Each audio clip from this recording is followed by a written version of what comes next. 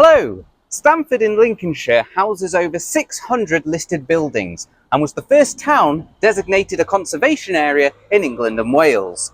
It's a town certainly worth visiting, and it's definitely worth visiting one of the oldest provincial theatres in England. Welcome to the Stamford Arts Centre. The Arts Centre opened in 1978 and consists of 3 buildings: the theatre at the western end, the ballroom at the eastern end, and a house in the middle. The fully converted house welcomes you into the box office, where you can find full information of upcoming shows and cinema screenings, as well as purchasing Stamford-specific souvenirs. The Arts Centre also serves as the town's tourist information and visitor centre. There's plenty to discover about the town and surrounding area. The 3 theatres of Stamford, the Arts Centre, the Corn Exchange and the nearby Tolthorpe Hall all support each other's works, and you can find all their season's programmes in each other's venues. There are a number of food and drink options at the Stamford Arts Centre. The Grounded Coffee Shop is open Monday to Saturday from 9 a.m, providing coffee and sweet treats.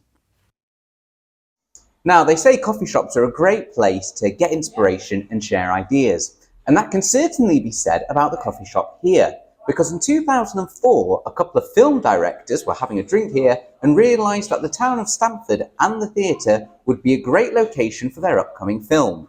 And that film was the 2005 adaptation of Pride and Prejudice, directed by Joe Wright, with a Hollywood cast including Keira Knightley, Donald Sutherland and Brenda Blethyn. There's always lots to explore within the Arts Centre before and after seeing a show here. Make sure to explore the Art Gallery, a bright and open space which accommodates an interesting and varied programme of contemporary exhibitions from local and international artists, including photography, painting, textile, drawing and sculpture. There's a waiting list for those wanting to exhibit their art in the gallery. Head over to the Stamford Arts Centre website for full information.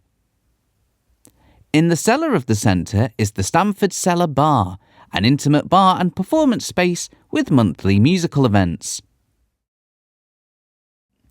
The Arts Centre also has a rehearsal room, as well as an art room for regular classes.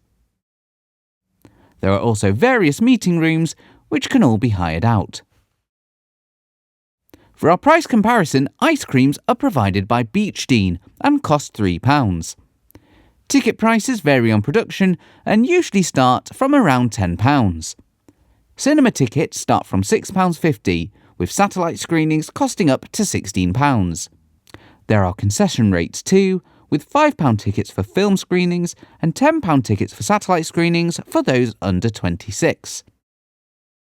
The theatre dates back to 1768 and was described by its first manager, James Whitley, as the best new theatre in the country, the completest place of its size in the kingdom.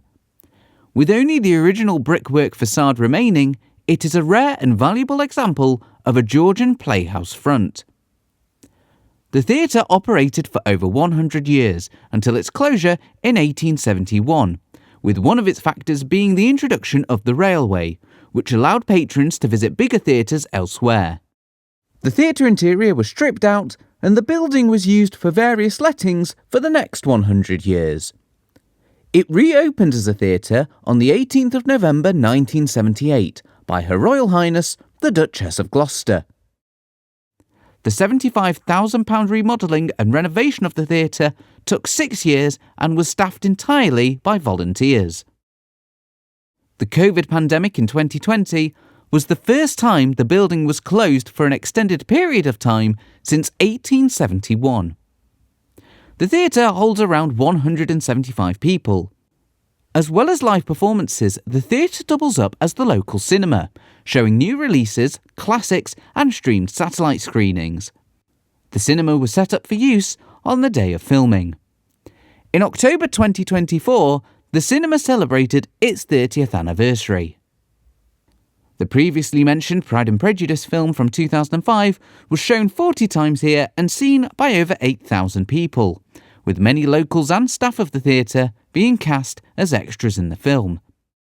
There's a bespoke platform lift to the theatre and 2 spaces for wheelchairs in the auditorium. There are captioned, audio-described and relaxed cinema screenings, as well as the confirmed installation of Watchword, which gives the ability to provide captions to any enabled screening direct to an individual on top of the open captions that are provided in limited screenings. Follow the link in the description below to find out more about Watchword. I was given access into the tech desk, as well as having a quick look in the roof space where there's a unique view of the auditorium from the stage lighting fixtures.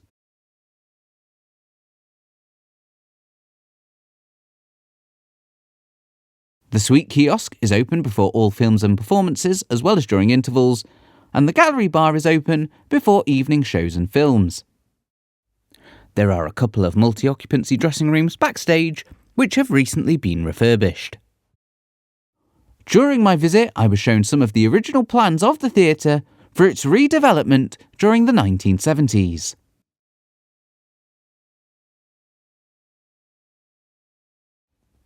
The adjacent ballroom, originally the historic Assembly Room, was built in 1727. Public assemblies became popular across the UK, with dance the most important feature. Other activities included playing cards, taking tea, and gossiping. Now, the ballroom is the earliest surviving example in Britain. It can be hired out for events and performances with a maximum capacity of 250. The raised stage at the end of the ballroom houses the air conditioning units which were installed in the last 15 years. The Stamford Arts Centre is open all year round, and with a programme for everyone and anyone, it's worth visiting and taking in the history of this stunning venue. Thank you for joining me on this tour of the Stamford Arts Centre. If you're in Stamford or Lincolnshire, make sure you come on down, see a show and support your local theatre. My huge thanks to Phil and everyone at the theatre for showing me around today. If you've enjoyed this episode, please like and subscribe as we get to explore more theatres around the UK. And my next question to you is, which theatre should I visit next? Let me know in the comments below. I'm David Burchhardt, and I'll see you on the next stage.